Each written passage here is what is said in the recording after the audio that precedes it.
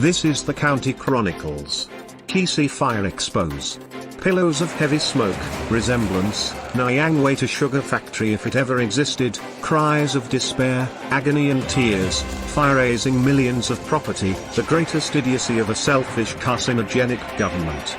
Only fire equipment rested comfortably under a shed at fire station. On Tuesday around 1 p.m. Kenyan time in Kisii town opposite St. Jude, fire might have been orchestrated by self-professed Ongwe minions since the land is contentious. Sources briefed the County Chronicles of the highs and lows embedded with wrangles, competition and ownership of the piece of land, whereas public land has been grabbed everywhere in Kisii town by Ongwe and his henchmen. It's established, the contention to remove this kiosks for the rich and county conduits to continue milking by selling the land or acting as brokers could be the reason of the fire. The cooked story of the gas is total blackmail and abject excuse. Another contentious piece of land is behind former Ukwala supermarket, where a small bus park for Agembo, Nyamira, Iconch vehicles was established few years ago. About a month ago, Transline Classic, a transport company, built an office next to former Ukwala supermarket. County government officers with selfish interests on this land demolished the said structure, leaving losers to the company.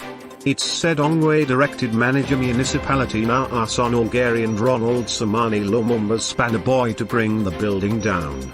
Sources speaking to our news desk indicate, engineer Royero, Naason Ogeri, Ronald Samani had been bribed 200,000 to approve the construction. It's evident Ongwe had an hidden agenda to this piece of land as revealed.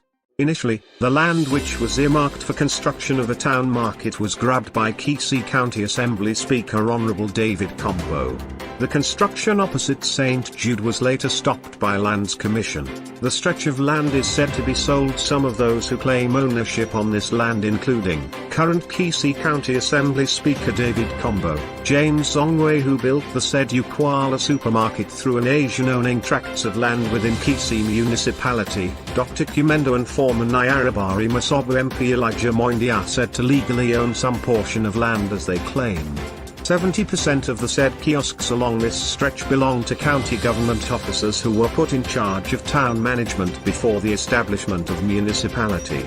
The officers, who include Deputy Enforcement Officer Mr. Oyagi, Enforcement Officer Mr. Agambu and his colleague and former girlfriend Lynette, Robert Angoy, former Assistant Director Operations, Mr. Nyamash, Naason Ogeri, Manager Municipality.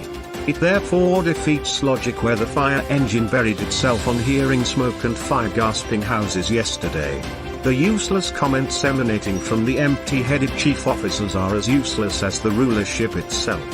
A government that is awarded billions to plan Kisii town leaves citizens' properties razed down as it watches. The gas cylinders being sold as sweet potatoes along the streets of Kisii town speak of an impotent and impuissant government. The government which has postponed to eat every bone and drink dry every drop of blood of its citizens. The manager initially pretended to impound these liquefied products and later released them without giving proper instructional directions in regard to its handling. This explains why the fire engine was not released. They bribed 10,000 shillings as fines to manager municipality Naason Ogeri through Mr. Ontigi, Deputy Revenue Officer Wesley Otuk. The officers pocketed 10 million shillings. A clean deal. No sweat, no pain. Tax exempted. The fire engine procured by Zakomwenga via Patrick Lumumba, the then Chief Officer Administration, saw taxpayers lose up to 200 million shillings. The fire engine which featured in our last expose is said to be broken down, yet Ongwe had indicated it's the most sophisticated firefighting equipment Kenya has ever seen and had.